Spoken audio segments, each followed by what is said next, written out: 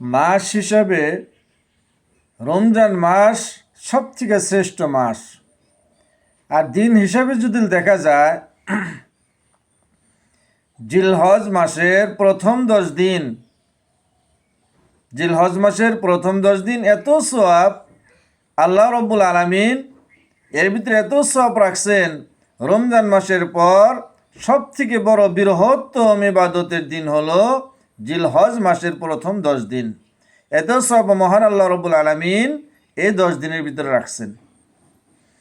এক নাম্বার, বেশি বেশি আল্লাহ রব্বুল আলামিনের জিকির করা, সর্বদাই বেশি বেশি আল্লাহ রব্বুল আলামিনের জিকির করা লাগে।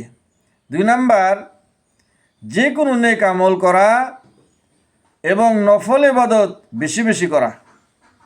3 নাম্বার, সকল গুনাহ থেকে এই 10 দিন গুনাহ থেকে হেফাজতে থাকা, কারণ গুনার কাছেও যাতে না যাওয়া হয় এই 10 দিন সিনসিয়ার থাকা। 4 নাম্বার, যাদেরকে আল্লাহ রব্বুল আলামিন সমর্থন দিয়েছেন তারা হজ করবেন, এই মাস হলো হজের মাস।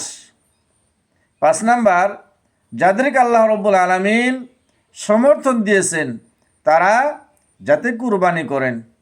কুরবানি করাটা হলো ওয়াজিব। কুরবানি করা লাগে, আপনার সমর্থন আছে, আপনি কেন কুরবানি দিবেন না? কুরবানি করুন। সবথেকে দামি পশু, সবথেকে দেখনেওয়ালা, মহব্বত করনেওয়ালা সেই জন্তুটাকে আপনি কুরবানি করুন। আর বড় পশু আপনি 1 থেকে 7 জন্তুরিক বাগিয়ে দিতে পারবেন, যেরকম মোষ, গরু, উট। আর ছোট পশু একাই দেওয়ার চেষ্টা করবেন।